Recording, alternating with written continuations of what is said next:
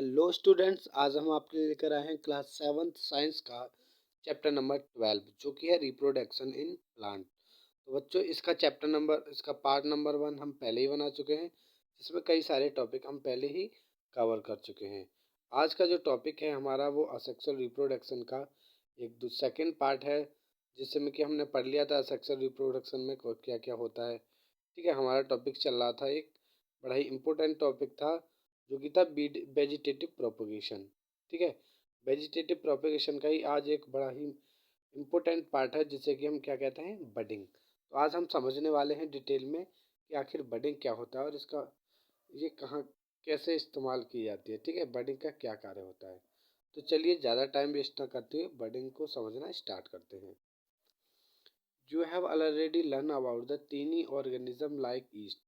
आपने पहले ही छोटे छोटे ऑर्गेनिजम्स के बारे में पढ़ लिया होगा, जैसे कि east can be seen only under the microscope. यानी कि ईस्ट एक ऐसा ऑर्गेनिज्म है जिसे हम केवल माइक्रोस्कोप के ही द्वारा देख सकते हैं। दिस ग्रो एंड ये ग्रो करती है और क्या होती है इसका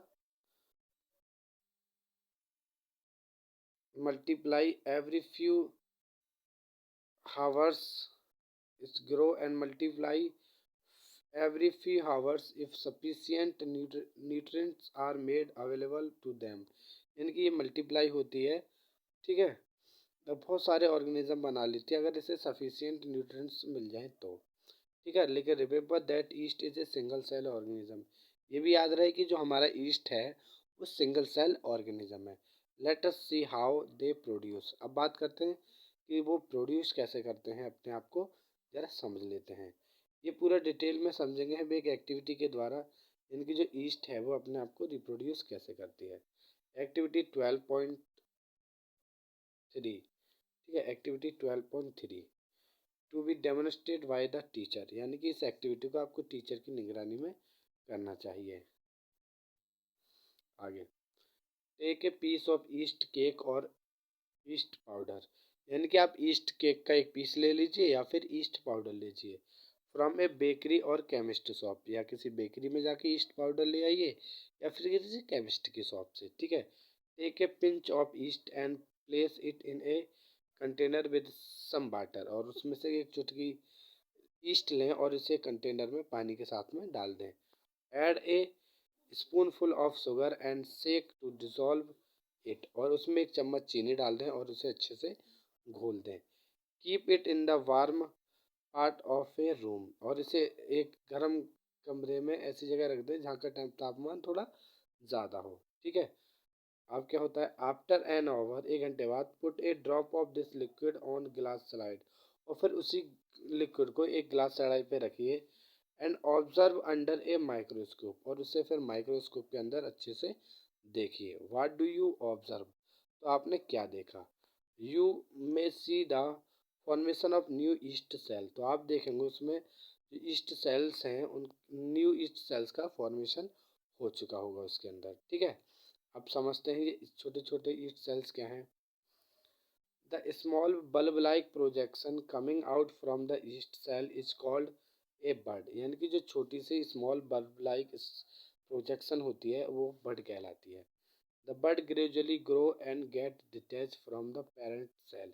यानी कि जो बर्ड है वो ग्रेजुअली ग्रो करती है और पेरेंट सेल से अलग हो जाती है और एक नए and form a new yeast cell. और एक नई ईस्ट सेल को बना लेती है। ठीक है, the new yeast cell grow. और फिर वही न्यू ईस्ट सेल जो है वो ग्रो करती है, mature and reproduce more east sales. यानी कि वही जो ईस्ट सेल डिटैच यानी कि अलग हो जाती है, फिर वो ग्रो करती है और मैच्योर हो जाती है और बहुत सारी सेल्स को रिप्रोड्यूस करती है। Sometimes another word arise from the bird forming of A chain bird. ठीक है, कभी कभी क्या होता है उससे भी दूसरी बर्ड की फॉर्म चैन बनना स्टार्ट हो जाती है। इफ दिस प्रोसेस कंटिन्यू, अगर यही प्रोसेस कंटिन्यू चलता रहे, a large number of yeast cells are produce in a short time.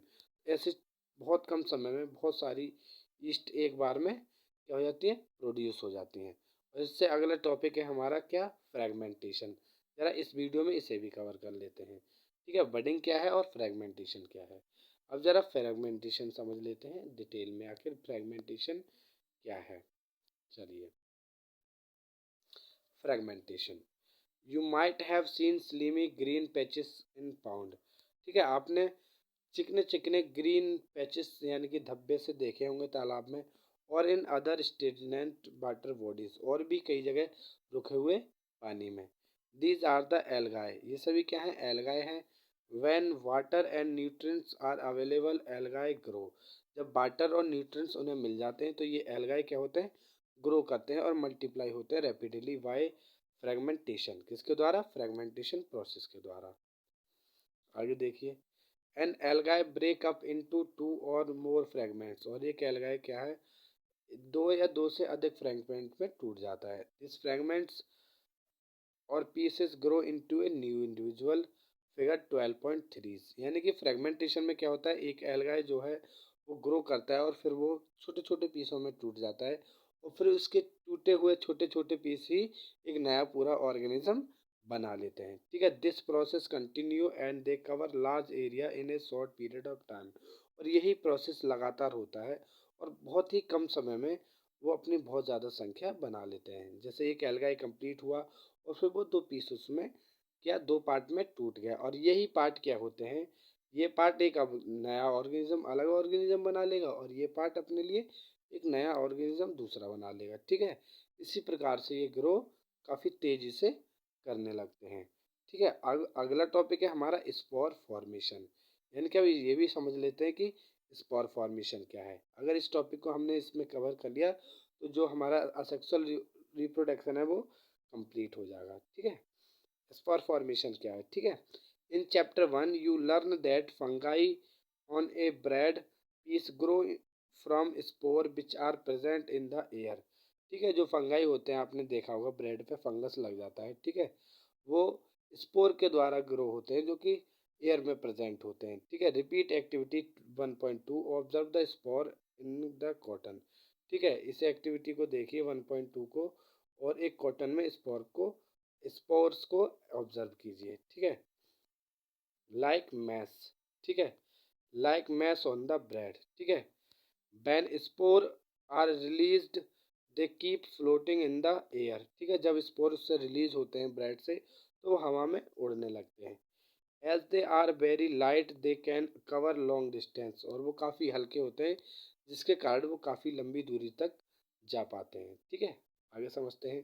The spores are asexual reproductive bodies, और जो स्पोर्स होते हैं वो असेक्सुअल रिप्रोडक्टिव बॉडीज होती हैं। ठीक है, each spore is covered by a hard protective coat, और हर एक स्पोर के ऊपर काफ़ी हार्ड प्रोटेक्टिव कोट यानी लेयर चढ़ी होती है।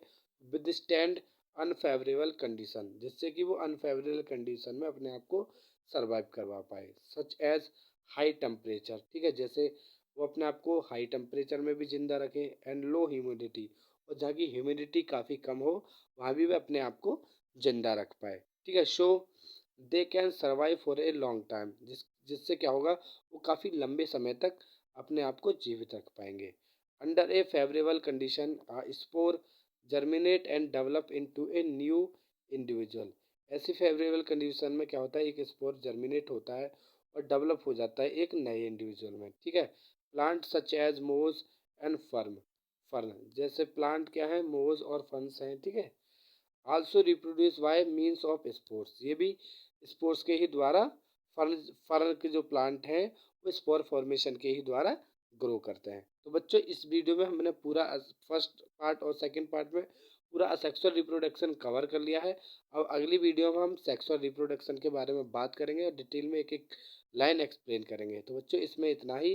धन्यवाद, आशा करता हूँ आपको वीडियो समझ में आएगा, और अगर समझ में आया तो लाइक और सब्सक्राइब करना ना भूलें।